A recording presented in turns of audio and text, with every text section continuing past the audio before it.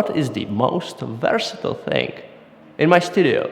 Is it this camera or this other camera? This one? A light, perhaps? Fancy new MacBook? Or a lucky cat? No, it's this thing. It can be a table for your coffee, your laptop for a tarot shoot, or a little set for your product photography.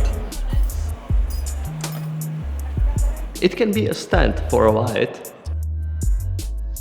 Sandbag for safety. You want to impress a client? Put a mood board on this bad boy. So, how do you make one? You need Impact Baby to 1/4 inch male thread something. I got mine from eBay. 2 pieces was for $8. And a piece of board to your liking. Mark the center of your board. Drill a slightly smaller hole. Screw the thread into the board. And well, you're done.